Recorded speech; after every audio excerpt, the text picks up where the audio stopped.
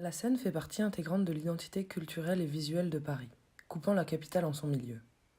De nombreuses promenades longent le fleuve. Ces berges ont vu éclore une vie nouvelle depuis quelques années, notamment grâce à leur piétonisation.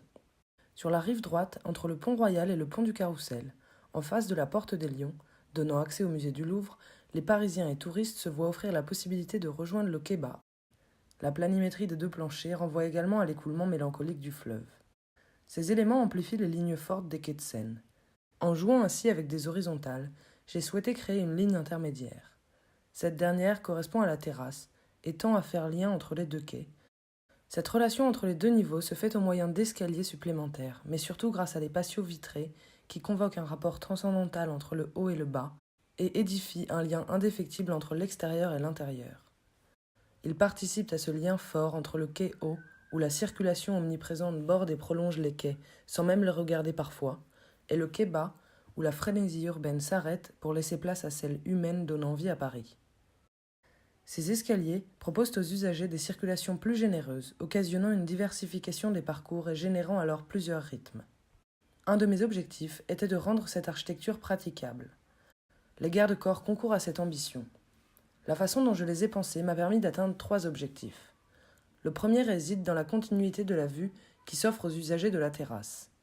Le deuxième naît du regard inverse, celui porté à ce niveau supérieur depuis le quai. Enfin, ces garde-corps offrent la possibilité de s'asseoir en invitant les promeneurs à prendre place sur les marches d'une manière spontanée. La terrasse vit alors indépendamment de ce qui se passe au-dessous. Les usagers sont invités à entrer dans le bar par la façade sud.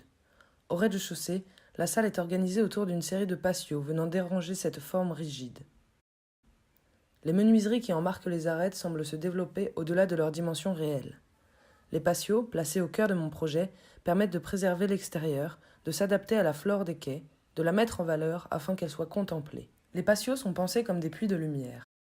Les larges ouvertures de la façade ont été conçues dans le même but et parachèvent ainsi l'apport d'éclairage naturel. Ces atriums et les reflets qu'ils génèrent révèlent une vue nouvelle, changeante selon le moment de la journée, le climat et les saisons, et introduisent la flore parisienne dans ce bar moderne.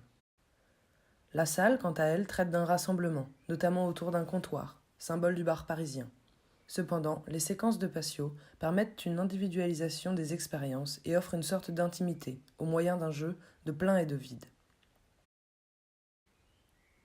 Cette salle propose aussi des places plus éparses, offrant à la fois des vues sur la Seine et une proximité avec les patios.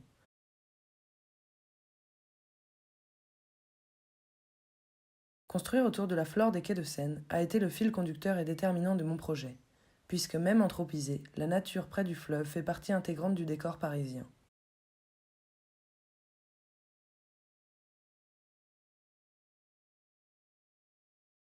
Respecter et sublimer ce site au cœur de Paris en érigeant en valeur ultime l'idée que les berges de Seine sont une vitrine de la santé et de l'évolution de Paris.